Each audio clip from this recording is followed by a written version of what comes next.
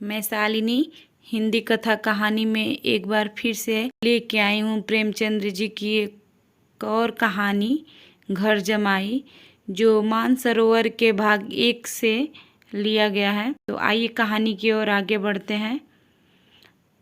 हरिधन जेठ की दोपहरी में ऊख में पानी देकर आया और बाहर बैठा रहा। घर में से धुआं उठता नजर आता था, छन छन की आवाज़ भी आ रही थी। उसके दोनों साले उसके बाद आए और घर में चले गए। दोनों सालों के लड़के भी आए और उसी तरह अंदर दाखिल हो गए, पर हरिधन अंदर न जा सका। इधर 1 महीने से उसके साथ यहाँ जो बर्ताव हो रहा था, विशेषकर कल उसे जैसी फटकार सुननी पड़ी थी, वह उसके पाँव में बेड़ियाँ सी डाले हुए था। कल उसकी सास ही ने तो कहा था, मेरा जी तुमसे भर गया, मैं तुम्हारी जिंदगी भर का ठेका लिए बैठी हूँ क्या। और सबसे बढ़कर अपनी स्त्री की निष्ठुरता ने उसके हृदय के टुकड़े टुकड़े कर दिए थे। वह बैठी यह फटकार सुनती रही, पर एक बार तो उसके मुंह से न निकला, अम्मा तुम क्यों इनका अपमान कर रही हो। बैठी गट गट सुनती रही। शायद मेरी दुर्गति पर खुश हो रही थी। इस घर में वह जैसे जाए, क्या फिर वही गालियाँ खाने, वही फटकार सुनने के लिए। और आज इस घर में जीवन के 10 साल गुजर जाने पर यह हाल हो रहा है। मैं किसी से कम काम करता हूँ। दोनों साले मीठी नींद सोए रहते हैं और मैं बैलों को सानी पानी देता हूँ, छाटी काटता हूँ। वहाँ सब लोग पल पर चिलम पीते हैं, मैं आंखें बंद किए अपने काम में लगा रहता हूँ। संध्या समय घर वाले गाने बजाने चले जाते हैं, मैं घड़ी रात तक गाय भैंसे दूहता रहता हूँ। उसका यह पुरस्कार मिल रहा है कि कोई खाने को भी नहीं पूछता, उल्टे गालियाँ मिलती हैं। उसकी स्त्री घर में से डोल लेकर निकली और बोली, जरा इसे कुएं से खींच लो, 1 बूंद पानी नहीं है। हरिधन ने डोल लिया और कुएं से पानी भर लाया। उसे जोर की भूख लगी हुई थी, समझा अब खाने को बुलाने आवेगी, मगर स्त्री डोल लेकर अंदर गई तो वह वहीं की होकर रह गई। हरिधन थका मांदा क्षुधा से व्याकुल पड़ा पड़ा सो गया। सहसा उसकी स्त्री गुमानी ने आकर उसे जगाया। हरिधन ने पड़े पड़े कहा, क्या है, क्या पड़ा भी नहीं रहने देगी या और पानी चाहिए। गुमानी कटु स्वर में बोली, गुर्राते क्या हो, खाने को तो बुलाने आई हूँ। हरिधन ने देखा उसके दोनों साले और बड़े साले के दोनों लड़के भोजन किए चले आ रहे थे। उसकी देह में आग लग गई। मेरी अब यह नौबत पहुँच गई कि इन लोगों के साथ बैठकर खा भी नहीं सकता। ये लोग मालिक हैं, मैं इनकी जूठी थाली चाटने वाला हूँ।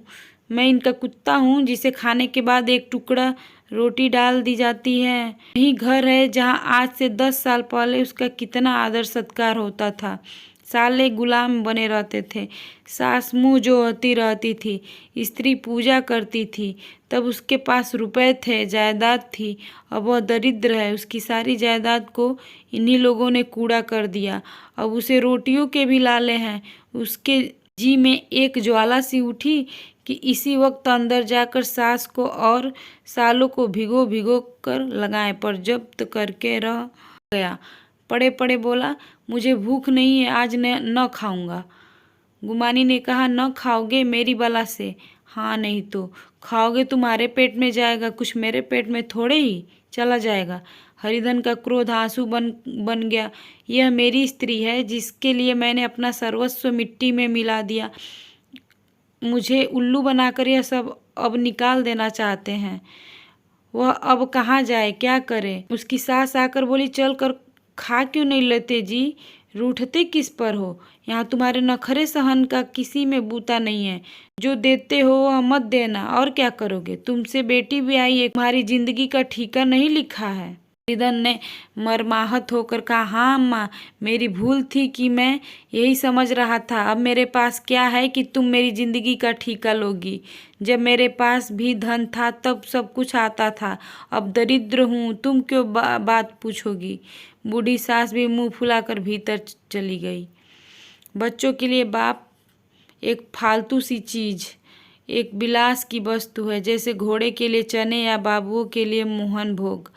माँ रोटी दाल है, मोहन भोग उम्र भर न मिले तो किसका नुकसान है, मगर एक दिन रोटी दाल के दर्शन न हो तो फिर देखिए क्या हाल होता है। पिता के दर्शन कभी कभी शाम सवेरे हो जाते हैं। वह बच्चे को उछालता है, दुलराता है, कभी गोद में लेकर या उंगली पकड़कर सैर कराने ले जाता है, और बस यही उसके कर्तव्य की इति है। वह परदेश चला जाए, बच्चे को परवाह नहीं होती, लेकिन माँ तो बच्चे का सर्वस्व है। बालक एक मिनट के लिए भी उसका वियोग नहीं सह सकता। पिता कोई हो, उसे परवाह नहीं, केवल एक उछलने कूदने वाला आदमी होना चाहिए। लेकिन माता तो अपनी ही होनी चाहिए, 16 आने अपनी, वही रूप, वही रंग, वही प्यार, वही सब कुछ। वह अगर नहीं है तो बालक के जीवन का स्रोत मानो सूख जाता है। फिर वह शिव का नंदी है, जिस पर फूल या जल चढ़ाना लाजमी नहीं, अख्तियारी है। हरिधन की माता का आज 10 साल हुए देहांत हो गया था। उस वक्त उसका विवाह हो चुका था। वह 16 साल का कुमार था, पर माँ के मरते ही उसे मालूम हुआ मैं कितना निस्सहाय हूँ, जैसे उस पर उसका कोई अधिकार ही न रहा हो। बहनों के विवाह हो चुके थे, भाई कोई दूसरा न था। बेचारा अकेले घर में जाते भी डरता था। माँ के लिए रोता था, पर माँ की परछाई से डरता था। जिस कोठरी में उसने देह त्याग किया था, उधर वह आंखें तक न उठाता। घर में एक बुआ थी, वह हरिधन का बहुत दुलार करती। हरिधन को अब दूध ज़्यादा मिलता, काम भी कम करना पड़ता। बुआ बार बार पूछती, बेटा कुछ खाओगे? बाप भी अब उसे ज़्यादा प्यार करता, उसके लिए अलग एक गाय मंगवा दी। कभी कभी उसे कुछ पैसे दे देता कि जैसे चाहे खर्च करे, पर इन मरहमों से वह घाव न पूरा होता जिसने उसकी आत्मा को आहत कर दिया था। वह दुलार और प्यार उसे बार बार माँ की याद दिलाता। माँ की घुड़कियों में जो मजा था, वह क्या इस दुलार में था? माँ से मांग कर, लड़ कर, ठुनक कर, उठ कर लेने में जो आनंद था, वह क्या इस भिक्षादान में था? पहले वह स्वस्थ था, मांग कर खाता, लड़ कर खाता। अब वो बीमार था, अच्छे से अच्छे पदार्थ उसे दिए जाते थे, पर भूख न थी। साल भर तक वह इस दशा में रहा। फिर दुनिया बदल गई। एक नई स्त्री, जिसे लोग उसकी माता कहते थे, उसके घर में आई, और देखते देखते एक काली घटा की तरह उसके संकुचित भूमंडल पर छा गई। सारी हरियाली, सारे प्रकाश पर अंधकार का पर्दा पड़ गया। हरिधन ने इस नकली माँ से बात तक न की, कभी उसके पास गया तक नहीं। एक दिन घर से निकला और ससुराल चला आया। बाप ने बार बार बुलाया, पर उनके जीते जी वह फिर में न गया। जिस दिन उसके पिता के देहांत की सूचना मिली, उसे एक प्रकार का ईर्ष्यामय हर्ष हुआ। उसकी आंखों से आंसू की एक बूंद भी न आई। इस नए संसार में आकर हरिधन को एक बार फिर मातृ स्नेह का आनंद मिला। उसकी सास ने ऋषि वरदान की भांति उसके शून्य जीवन को विभूतियों से परिपूर्ण कर दिया। मरी भूमि में हरियाली उत्पन्न हो गई। सालियों की चुहल में, सास के स्नेह में, सालों के बाग विलास में और स्त्री के प्रेम में उसके जीवन की सारी आकांक्षाएं पूरी हो गई। सास कहती, बेटा तुम इस घर को अपना ही समझो, तुम ही मेरी आंखों के तारे हो। वह उससे अपने लड़कों की, बहुओं की शिकायत करती। वह दिल में समझता था, सास जी मुझे अपने बेटों से भी ज़्यादा चाहती हैं। बाप के मरते ही वह घर गया और अपने हिस्से की जायदाद को कूड़ा करके रुपयों की थैली लिए हुए आ गया। अब उसका दूना आदर सत्कार होने लगा। उसने अपनी सारी संपत्ति सास के चरणों में अर्पण करके अपने जीवन को सार्थक कर दिया। अब तक उसे कभी कभी घर की याद आ जाती थी, अब भूल कर भी उसकी याद न आती, मानो वह उसके जीवन का कोई भीषण कांड था जिसे भूल जाना ही उसके लिए अच्छा था। वह सबसे पहले उठता, सबसे ज़्यादा काम करता। उसका मनोयोग, उसका परिश्रम देखकर गांव के लोग दांतों तले उंगली दबाते थे। उसके ससुर का भाग बखानते, जिसे ऐसा दामाद मिल गया। लेकिन ज्यों ज्यों दिन गुजरते गए, उसका मान सम्मान घटता गया। पहले देवता, फिर घर का आदमी, अंत में घर का दास हो गया। रोटियों में भी बाधा पड़ गई, अपमान होने लगा।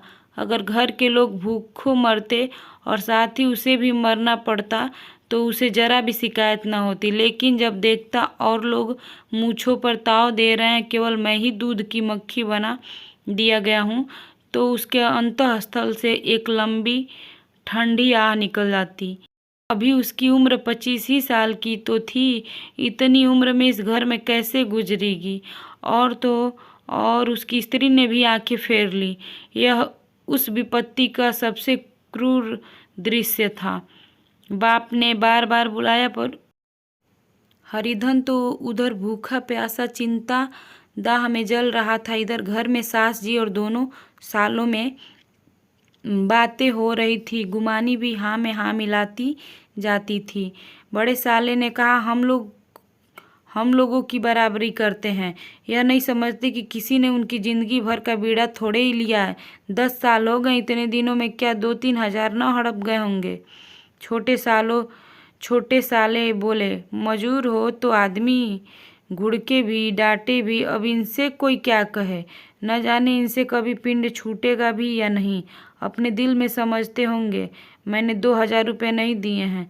यह नहीं समझते हैं कि उनके 2,000 कब के उड़ चुके हैं। वह शेर तो 1 जून को चाहिए। सास ने गंभीर भाव से कहा, बड़ी भारी खुराक है। गुमानी माता के सिर से जू निकाल रही थी। सुलगते हुए हृदय से बोली, निकम्मे आदमी को खाने के सिवा और काम ही क्या रहता है। बड़े खाने की कोई बात नहीं है, जिसकी जितनी भूख हो उतना खाए, लेकिन कुछ पैदा भी तो करना चाहिए। यह नहीं समझते कि पहुनई में किसी के दिन कटे हैं। छोटे, मैं तो 1 दिन कह दूंगा, अब अपनी राह लीजिए, आपका कर्जा नहीं खाया है। गुमानी घर वालों की ऐसी ऐसी बातें सुनकर अपने पति से द्वेष करने लगी थी। अगर वह बाहर से 4 पैसे लाता तो इस घर में उसका कितना मान सम्मान होता। वह भी रानी बनकर रहती। न जाने क्यों कहीं बाहर जाकर कमाते उसकी नानी मरती है।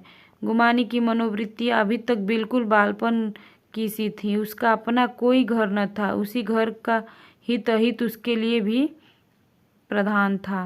अभी उन्हीं शब्दों में विचार करती, इस समस्या को उन्हीं आंखों से देखती जैसे उसके घर वाले देखते थे।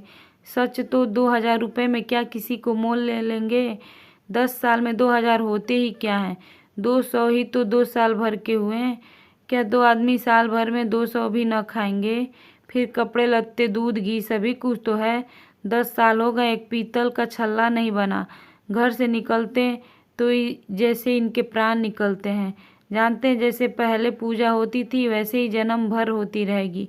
यह नहीं सोचती कि पहले और बात थी, अब और बात ही है। बहू तो पहले ससुराल जाती है तो उसका कितना महात्म होता है। उसकी डोली से उतरते ही बाजे बजते हैं। गांव मोहल्ले की औरतें उसका मुंह देखने आती हैं और रुपए देती हैं। महीनों उससे घर भर से अच्छा खाने को मिलता, अच्छा पहनने को, कोई काम नहीं लिया जाता। लेकिन 6 महीने के बाद कोई इसकी बात भी नहीं पूछता। वह घर भर की लौंडी हो जाती है। उनके घर में मेरी भी तो वही गति होती। फिर काहे का रोना। जो यह कहो कि मैं तो काम करता हूँ तो तुम्हारी भूल है। मजूर की और बात है। और उसे आदमी डांटता भी है, मारता भी है। जब चाहता है रखता है, जब चाहता है निकाल देता है। कस कर काम लेता है। यह नहीं कि जब जी में आया कुछ काम किया, जब जी में आया पढ़ कर सो रहे। हरिधन अभी पड़ा अंदर ही अंदर सुलग रहा था कि दोनों साले बाहर आए और बड़े साहब बोले, भैया उठो, तीसरा पहर ढल गया, कब तक सोते रहोगे, सारा खेत पड़ा हुआ है। हरिधन चट उठ बैठा और तीव्र स्वर में बोला, क्या तुम लोगों ने मुझे उल्लू समझ लिया है।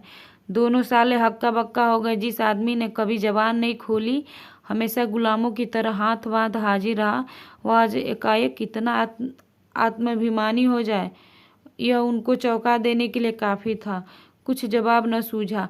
हरिधन ने देखा इन दोनों के कदम उखड़ गए हैं तो एक धक्का और दोनों की प्रबल इच्छा को न रोक सका। उसी ढंग से बोला, मेरी भी आंखें हैं, अंधा नहीं, न बहरा ही हूँ। छाती फाड़ कर काम करूँ, उस पर भी कुत्ता समझा जाऊँ। अब बड़े साले भी गर्म पड़े, तुम्हें किसी ने यहाँ बांध तो नहीं रखा है। अब की हरिधन लाजवाब हुआ, कोई बात न सूझी। बड़े ने फिर उसी ढंग से कहा, अगर तुम यह चाहो कि जन्म भर पाहुने बने रहो और तुम्हारा वैसा ही आदर सत्कार होता रहे तो यह हमारे वश की बात नहीं है। हरिधन ने आंखें निकाल कर कहा, क्या मैं तुम लोगों से कम काम करता हूँ। बड़े, यह कौन कहता है। हरिधन, तो तुम्हारे घर की नीति है कि जो सबसे ज़्यादा काम करे वही भूखों मारा जाए। बड़े, तुम खुद खाने नहीं गए क्या। कोई तुम्हारे मुंह में कौर डाल देता। हरिधन ने ओठ चबाकर कहा, मैं खुद खाने नहीं गया। कहते तुम्हें लाज नहीं आती। नहीं आई थी बहन तुम्हें बुलाने?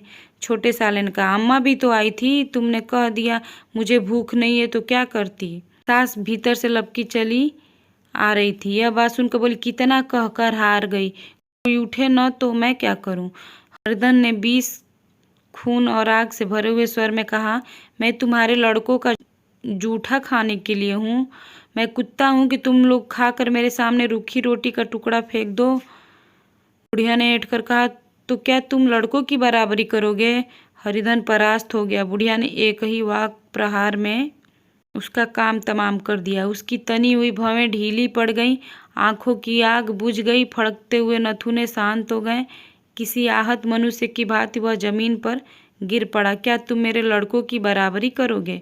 यह वाक्य एक लंबे भाले की तरह उसके हृदय में चुभता चला जाता था। न हृदय का अंत था, न उस भाले का। सारे घर ने खाया पर हरदन न उठा। सास ने मनाया, सालियों ने मनाया, ससुर ने मनाया, दोनों साले मनाकर थक गए। हरिधन न उठा। वहीं द्वार पर एक टाट पर पड़ा था। उसे उठाकर सबसे अलग कुएं पर ले गया और जगत पर बिछाकर पड़ा रहा। रात भीग चुकी थी। अनंत प्रकाश में उज्जवल तारे बालकों की भांति क्रीड़ा कर रहे थे। कोई नाचता था, कोई उछलता था, कोई हंसता था, कोई आंखें भींचकर फिर खोल देता। कोई साहसी बालक सपाट भरकर एक पल में उस विस्तृत क्षेत्र को पार कर लेता था और न जाने कहाँ छिप जाता था। हरिधन को अपना बचपन याद आया, जब वो अभी इसी तरह क्रीड़ा करता था। उसकी बाल स्मृतियाँ उन्हीं चमकीले तारों की भांति प्रज्वलित हो गई। वह अपना छोटा सा घर, वह आम का बाग जहाँ वह केरिया चूना करता था, वह मैदान जहाँ वह कबड्डी खेला करता था, सब उसे याद आने लगी। फिर अपनी स्नेहमयी माता की सदैव मूर्ति उसके सामने खड़ी हो गई। उन आंखों में कितनी करुणा थी, कितनी दया थी। उसे ऐसा जान पड़ा मानो माता आंखों में आंसू भरे उसे छाती से लगा लेने के लिए हाथ फैलाए उसकी ओर चली आ रही हैं। वह उस मधुर भावना में अपने को भूल गया। ऐसा जान पड़ा मानो माता ने उसे छाती से लगा लिया है और उसके सिर पर हाथ फेर रही है। वह रोने लगा, फूट फूट कर रोने लगा। उसी आत्म सम्मोहित दशा में उसके मुंह से यह शब्द निकला, अम्मा तुमने मुझे इतना भुला दिया, देखो तुम्हारे प्यारे लाल की क्या दशा हो रही है। कोई उसे पानी को भी नहीं पूछता। क्या जहाँ तुम हो वहाँ मेरे लिए जगह नहीं है? सहसा गुमानी ने आकर पुकारा, क्या सो गए तुम? नौज किसी की ऐसी राक्षसी नींद आए, चलकर खा क्यों नहीं लेते? कब तक कोई तुम्हारे लिए बैठा रहे? हरिधन उस कल्पना जगत से क्रूर प्रत्यक्ष में आ गया। वही कुएं की जगत थी, वही फटा हुआ टाट, और गुमानी सामने खड़ी कह रही थी, कब तक कोई तुम्हारे लिए बैठा रहे? हरिधन उठ बैठा और मानो तलवार में आंच से निकाल कर बोला, भला तुम्हें मेरी सुध तो आई? मैंने तो कह दिया था कि मुझे भूख नहीं है। गुमानी, तो के दिन न खाओगे? अब इस घर का पानी भी न पीऊंगा। तुझे मेरे साथ चलना है या नहीं? दृढ़ संकल्प से भरे हुए इन शब्दों को सुनकर गुमानी सहम उठी। बोली, कहाँ जा रहे हो? हरिधन ने मानो नशे में कहा, तुझे इससे क्या मतलब? मेरे साथ चलेगी या नहीं? फिर पीछे से न कहना, मुझसे कहा नहीं। गुमानी आपत्ति के भाव से बोली, तुम बताते क्यों नहीं कहाँ जा रहे हो? तू मेरे साथ चलेगी या नहीं? तक तुम बता नहीं दोगे मैं नहीं जाऊंगी। तो मालूम हो गया तू नहीं जाना चाहती। मुझे इतना ही पूछना था, नहीं अब तक मैं आधी दूर निकल गया होता। यह कहकर वह उठा और अपने घर की ओर चल। गुमानी पुकारती रही, सुन लो, पर उसने पीछे फिर कर भी न देखा। 30 मील की मंजिल हरदन ने 5 घंटों में तय की। जब वह अपने गांव के अमराइयों के सामने पहुंचा तो उसकी मातृ भावना उषा की सुनहरी गोद में खेल रही थी। उन वृक्षों को देखकर उसका विह्वल हृदय नाचने लगा। मंदिर का वह सुनहरा कलश देखकर वह इस तरह दौड़ा मानो एक छलांग में उसके ऊपर जा पहुंचेगा। वह वेग में दौड़ा जा रहा था, मानो उसकी माता गोद फैलाए उसे बुला रही हो। जब वह आम के बागों में पहुंचा, जहाँ डालियों पर बैठकर वह हाथी की सवारी का आनंद पाता था, जहाँ की कच्ची बेरों और लिसोड़ों में एक स्वर्गीय स्वाद था, तो वह बैठ गया और भूमि पर सिर झुकाकर रोने लगा, मानो अपनी माता को अपनी विपत्ति कथा सुना रहा हो। वहाँ की आयु में, वहाँ के प्रकाश में मानो उसकी विराट रूपिणी माता व्याप्त हो रही थी। वहाँ के अंगुल अंगुल भूमि माता के पद चिन्हों से पवित्र थी। माता के स्नेह में डूबे हुए शब्द अभी तक मानो आकाश में गूंज रहे थे। इस वायु और इस आकाश में न जाने कौन सी संजीवनी थी जिसने उसके शोकार्त हृदय को बालोत्साह से भर दिया। वह एक पेड़ पर चढ़ गया और अधर से आम तोड़ तोड़ कर खाने लगा। सास के वह कठोर शब्द, स्त्री का वह निष्ठुर आघात, वह सारा अपमान वह भूल गया। उसके पाँव फूल गए थे, तलों में जलन हो रही थी, पर इस आनंद में उसे किसी बात का ध्यान न था। सहसा रखवाले ने पुकारा, वह कौन ऊपर चढ़ा हुआ है? रे उतर, अभी नहीं तो ऐसा पत्थर खींच कर मारूंगा कि वहीं ठंडे हो जाओगे। उसने कई गालियां भी दी। इस फटकार और इन गालियों में इस समय हरदन को अलौकिक आनंद मिल रहा था। वह डालियों में छिप गया, कई आम काट काट कर नीचे गिरा, जोर से ठट्ठा मारकर हंसा। ऐसी उल्लास से भरी हुई हंसी उसने बहुत दिन से न हंसी थी। रखवाले को हंसी परिचित सी मालूम हुई, मगर हरदन यहाँ कहाँ? वह तो ससुराल की रोटियां तोड़ रहा है। कैसा हंसोड़ा था, कितना चिबिल्ला, न जाने बेचारे का क्या हाल हुआ। पेड़ की डाल से तालाब में कूद पड़ता था। अब गांव में ऐसा कौन है? डांट कर बोला, वहां बैठे बैठे हंसोगे तो आकर सारी हंसी निकाल दूंगा, नहीं तो सीधे से उतर जाओ। वह गालियां देने जा रहा था कि एक गुठली आकर उसके सिर पर लगी। सिर सुहलाता हुआ बोला, ये कौन शैतान है? नहीं मानता? ठहर तो मैं आकर तेरी खबर लेता हूँ। उसने अपनी लकड़ी नीचे रख दी और बंदरों की तरह चटपट ऊपर चढ़ गया। देखा तो हरदन बैठा मुस्कुरा रहा है। चकित होकर बोला, अरे हरदन, तुम यहाँ कब आए? इस पेड़ पर कब से बैठे हो? दोनों बचपन सखा वहीं गले मिले। यहाँ कब आए? चलो घर चलो। भले आदमी, क्या क्या वहाँ आम भी मयसर न होते थे? हरिधन ने मुस्कुराकर कहा, मंगरू, इन आमों में जो स्वाद है वह और कहीं के आमों में नहीं है। गांव का क्या रंग ढंग है, मंगरू, सब चैन चान है भैया। तुमने तो जैसे नाता ही तोड़ लिया। इस तरह कोई अपना गांव घर छोड़ देता है? जब से तुम्हारे दादा मरे सारी गृहस्थी चौपट हो गई। 2 छोटे छोटे लड़के हैं, उनके उनके किए क्या होता है? हरधन, मुझे अब उस गृहस्थी से क्या वास्ता है भाई? मैं तो अपना ले दे चुका हूँ। मजूरी तो मिलेगी ना? तुम्हारी गैया मैं ही चरा दिया करूँगा, मुझे खाने को दे देना। मंगरू ने अविश्वास के भाव से कहा, अरे भैया, कैसी बात करते? तुम्हारे लिए जान तक हाजिर है। क्या ससुराल में अब न रहोगे? कोई चिंता नहीं, पहले तो तुम्हारा घर ही है, उसे संभालो। छोटे छोटे बच्चे हैं, उनको पालो।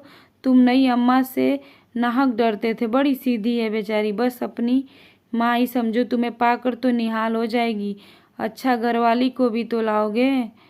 नर्दन, उसका मुंह न देखूंगा, मेरे लिए वह मर गई है। मंगरू, तो दूसरी सगाई हो जाएगी। अब की ऐसी में हरिया ला दूंगा कि उसके पैर धो धो कर पियोगे। लेकिन कहीं पहली भी आ गई तो? हरिधन, वह न आएगी। उस घर में कदम रखते ही हरिधन को ऐसा शांत महिमा का अनुभव हुआ मानो अपनी माँ की गोद में बैठा हुआ है। इतने दिनों ठोकरें खाने से उसका हृदय कोमल हो गया था। जहाँ पहले अभिमान था, आग्रह था, हेकड़ी था, वहाँ अब निराशा थी, पराजय थी और याचना थी। बीमारी का जोर कम हो चला था। अब उस पर मामूली दवा भी असर कर सकती थी। किले की दीवारें छिद चुकी थी, अब उसमें घुस जाना असह्य न था। वहीं घर जिससे वह एक दिन विरक्त हो गया था, अब गोद फैलाए उसे आश्रय देने को तैयार था। हरिधन का निरवलंबन मन यह आश्रय पाकर मानो तृप्त हो गया। शाम को भी माता ने कहा, बेटा तुम घर आ गए, हमारे धन भाग, अब इन बच्चों को पालो। माँ का नाता न सही, बाप का नाता तो है ही। मुझे एक रोटी दे देना, खाकर एक कोने में पड़ी रहूंगी। तुम्हारी अम्मा से मेरा बहन का नाता है, उस नाते से भी तुम मेरे लड़के होते हो। हरिधन की माँ त्रिवेवल आंखों को भी माता के रूप में अपनी माता के दर्शन हुए। घर के एक एक कोने में मातृ स्मृतियों की छटा चांदनी की भांति छिटकी हुई थी। विमाता का प्रौढ़ मुखमंडल भी उसी छटा से रंजित था। दूसरे दिन हरिधन फिर कंधे पर हल रखकर खेत को चला। उसके मुख पर उल्लास था और आंखों में गर्व। वह अब किसी का आश्रित नहीं, आश्रयदाता था। वह किसी के द्वार का भिक्षुक नहीं, घर का रक्षक था। एक दिन उसने सुना गुमानी ने दूसरा घर कर लिया। माँ से बोला, तुमने सुना काकी, गुमानी ने घर कर लिया? काकी ने कहा, घर क्या कर लेगी, ठट्ठा है, बिरादरी में ऐसा अंधेर है, पंचायत। हरिधन ने कहा, नहीं काकी, बहुत अच्छा हुआ, ला महावीर जी को लड्डू चढ़ाऊं। मैं तो डर रहा था कि कहीं मेरे गले ना आ पड़े। भगवान ने मेरी सुन ली। मैं वहां से यही ठान कर चला था, अब उसका मुंह न देखूंगा। अगर ये कहानी आपके काम आई हो तो मेरे चैनल को लाइक कीजिए, सब्सक्राइब कीजिए।